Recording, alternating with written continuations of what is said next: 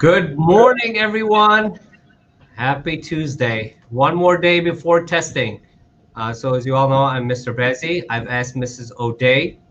She's our district curriculum coordinator, along with testing coordinator for STAR. We kind of wanted to touch base with everyone regarding the test for tomorrow. It is required and it is mandatory of all 8th through 9th grade students. I know we've been sending out messages via Remind. I know the teachers have posted on Google Classroom, and we're also making phone calls throughout the week, reminding parents and students that tomorrow will be the Psat test for 8th and 9th grade. Now, later in October, there will be another session for 10th through 12th grade, which will have another live broadcast for this, and Mrs. O'Day will join as well to talk about the exams, what the exams are, why they're important, and the logistics of each of the exams. So with that, I'm going to go ahead and give the floor over to Mrs. O'Day, which she's going to touch base on what the exam is, why they need to take it, and then, of course, the logistics, because I know parents have shared the concern about coming into the building and what measures we're taking to ensure everyone's safety. So we'll talk about that as well. Mrs. O'Day, you have the floor. Thank you, Mr. Bazzi. Good morning, everyone. I'm glad you're joining us today to hear about testing.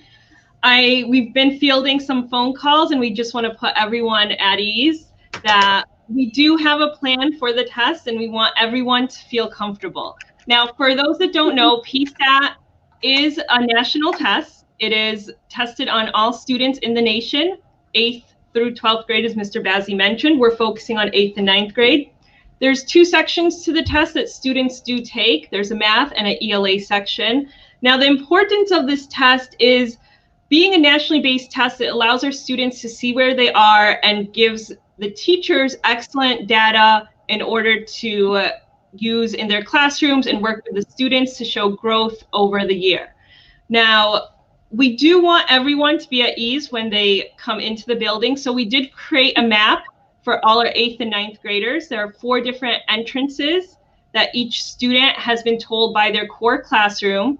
And if you don't know where your entrance is, make sure you do reach out to your core teacher, which entrance and your arrival time. So we did stagger the arrival time between 7:15 and 7:40, depending on your location. Again, if you're not sure, check with your core teacher. Now, if I could just jump in real quick here, because this is very, very important. We need all students to log in and see your times. What we don't want happening is everyone showing up at the same time. Right, that's not how we designed it. It's your responsibility as students, and we ask parents, please, if you haven't received a copy of it or haven't seen it, to log into your child's Google Classroom and have your child download it. You can see your time, and you can also see which doorway you're coming into. Now, no parents are allowed to come into the building. The only thing that you will be doing is dropping off your child and picking up your child, which we'll talk about later towards the end. But it is so important to come on your arrival time. We have a system in place, which Ms. O'Day will allude to here shortly.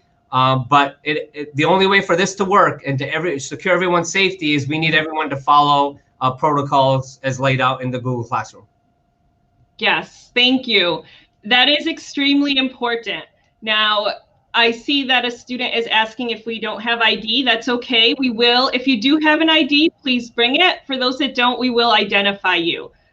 And again, as Mr. Bazzi mentioned, you need to come at your appropriate time so we don't have an influx of students coming in.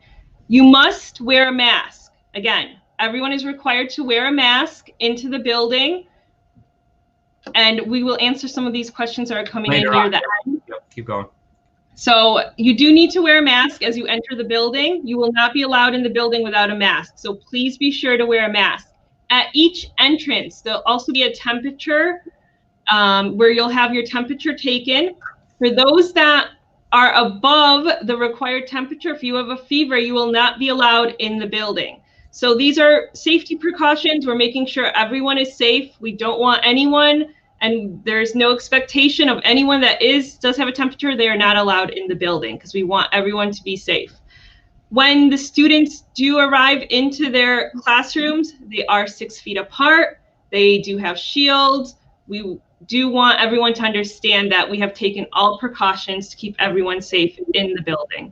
To add on to that, also Yeah. the UV have been installed in the HVAC system, so the air has been cleared. Sanitation in terms of the room, every day it's happening every 4 hours. During their break time, they will also be sprayed as well. So as long as everybody does their part, the teacher will be wearing masks and a face shield. Students are required to wear masks.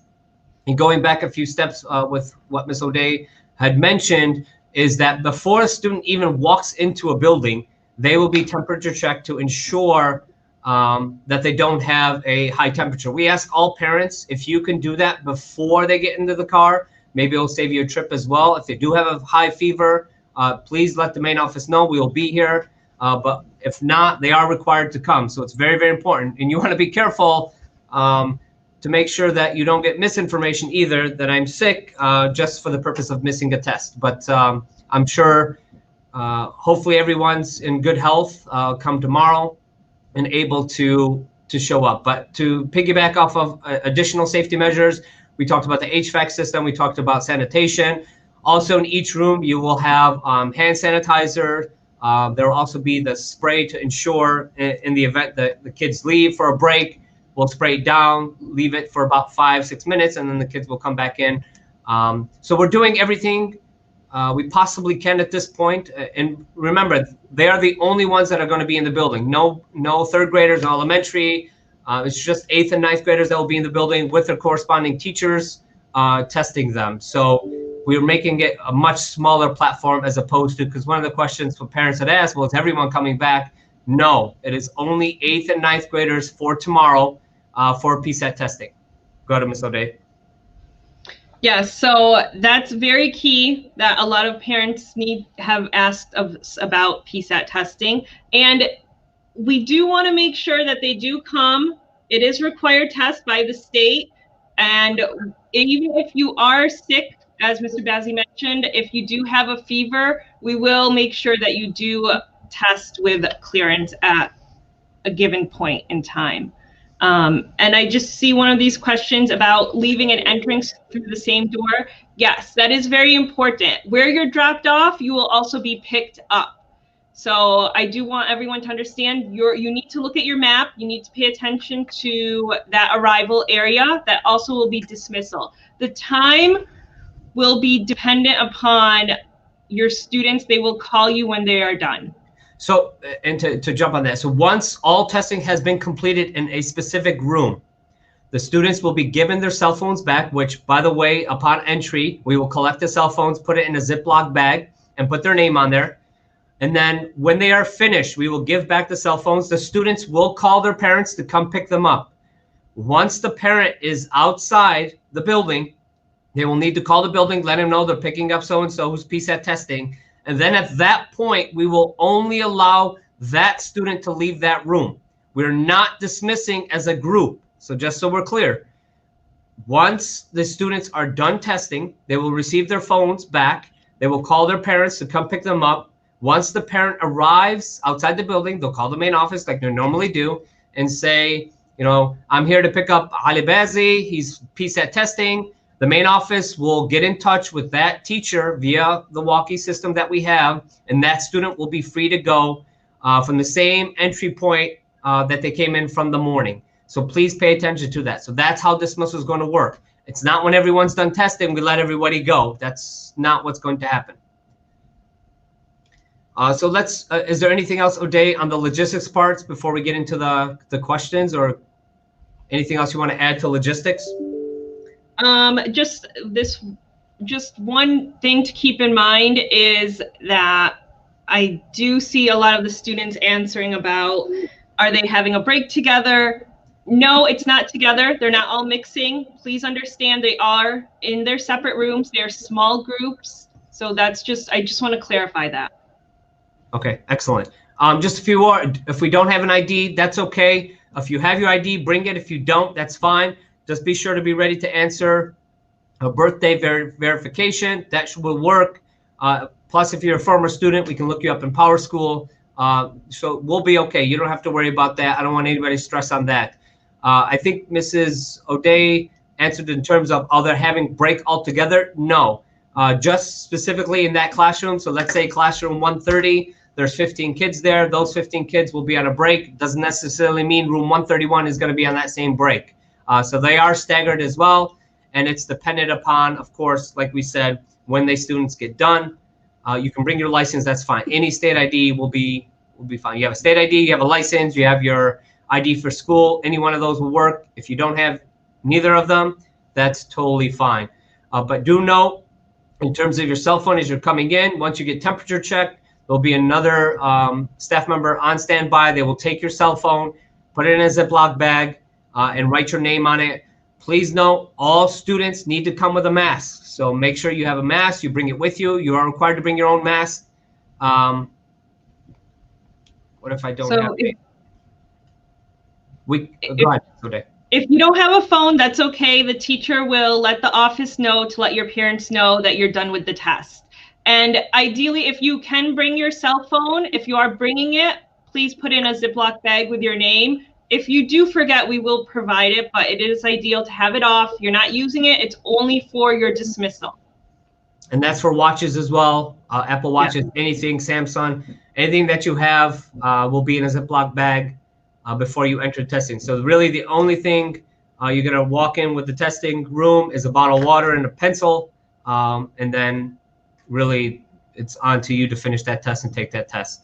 On that note, so once testing is over, once students have been dismissed for the day, once the College Board releases the data, we will share with parents and the students their scores from the fall. They will take this twice. They will take this in the fall and they will take this in the spring, both of which will count. The fall will be the baseline data. And then in the spring, obviously they'll have their full-blown year's worth of standardized assessments. So it's so important for students to do very well come tomorrow. Baseline data doesn't mean you do the very minimum, so you can increase in the spring. Rather, you need to do well on both because both are counting. Both will be part of a student's records. If you have any questions or if you have any concerns, or you'd like to further kind of touch base on the safety measures we've taken, my email is down there. Please feel free to email me. I'll field any questions from parents and students if you have any concerns.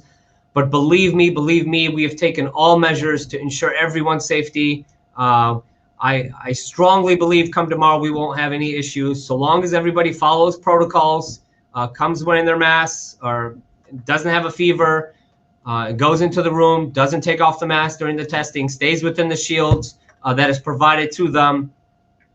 It's going to be a great day tomorrow in terms of assessing. How long is the test? O'Day, do you want to touch base on that?